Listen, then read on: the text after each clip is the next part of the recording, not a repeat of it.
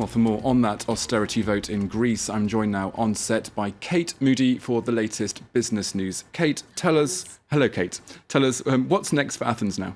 Well, there's not going to be much rest for Alexis Tsipras and his government. They've just passed these reforms, and they're going to be going ahead now to a Eurogroup meeting where those EU finance ministers will be discussing the reforms later this Monday. Now, the goal is for them to be able to give the green light to the reforms that are already in place. This review has been delayed since October, with some creditors calling for still more drastic measures. It will be a crucial step, though, in part because the issue of debt relief is officially on the agenda for the first time ever. This as the IMF threatens to withdraw from the bailout altogether if other creditors don't agree to some kind of restructuring. Solange Mougin has more.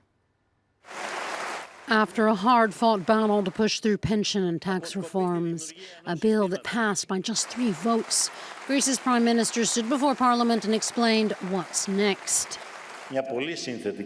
After 6 long years, during which European institutions have been meeting to discuss the Greek financial crisis, they were only talking about austerity measures. Now, the Eurogroup meeting will also discuss Greek debt relief. Tsipras reminded the country that tough negotiations lie ahead, but underlined to try and quell mass protests outside Parliament that his government has finally persuaded creditors to discuss reducing how much Greece actually owes. What for all these years was just a promise now is finally and formally on the agenda and part of the negotiations. Long term, many see the country's public debt, with its €86 billion bailout, as so gargantuan that Greece will never be able to repay it. Debt relief measures could help that. The IMF has said restructuring is essential, but some of the other creditors, including Germany, are not in favor of it. The EU Commission's president has said Greece has basically achieved its objectives so far, but the review has dragged on for months. Signing off on Greece's efforts is essential to release the next installment of funds. And that isn't the only sticking point on the table at the Eurogroup's emergency meeting Monday. The IMF wants a contingency plan, but Athens is against further austerity measures that would kick in automatically if its 2018 surplus goals are not met. OK, that was Solange Mougin reporting there. Next, Kate, how are the markets faring this Monday? Well, mixed trade in Asia. We saw the Nikkei up as the yen fell back. Weaker currencies generally better for Japanese exporters. The Shanghai Composite dropped fairly dramatically, closing down about 2.8% there. China released some weaker than expected trade data this weekend. Exports dropped nearly 2% in April and imports plunged nearly 11%. Weak consumer demand not helping to kickstart the world's second largest economy from its prolonged slowdown. European markets have been bucking that negative trend to open higher. You can see the DAX leading with gains of about 0.7%.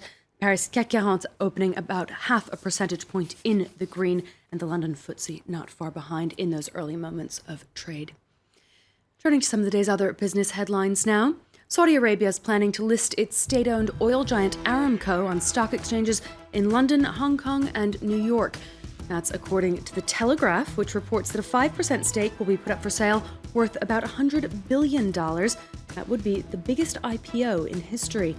Over the weekend, the kingdom announced it was replacing its long-serving oil minister, Ali Al-Naimi, with former health minister Khalid Al-Falih.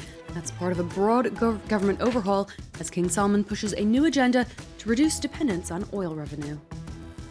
Takata shares have fallen on reports that a fresh round of recalls is in store for the struggling Japanese supplier.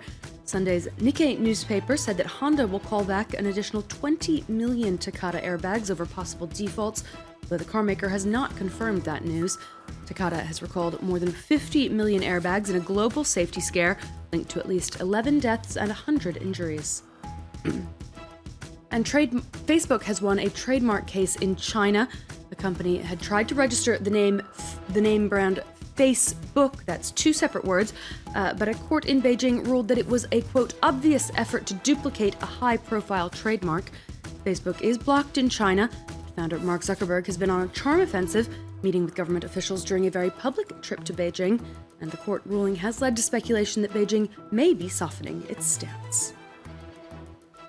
Okay, finally, Kate, another major tech firm taking a stand, this time Twitter against the US government. Yeah, the Wall Street Journal is reporting that citing senior government officials as confirming that the social media site has blocked U.S. intelligence agencies from accessing one of Twitter's services that sifts through overall output to detect patterns.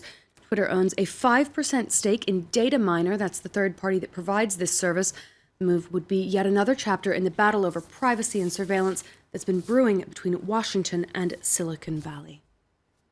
Okay, Kate, thanks very much for that spin through the business news this morning.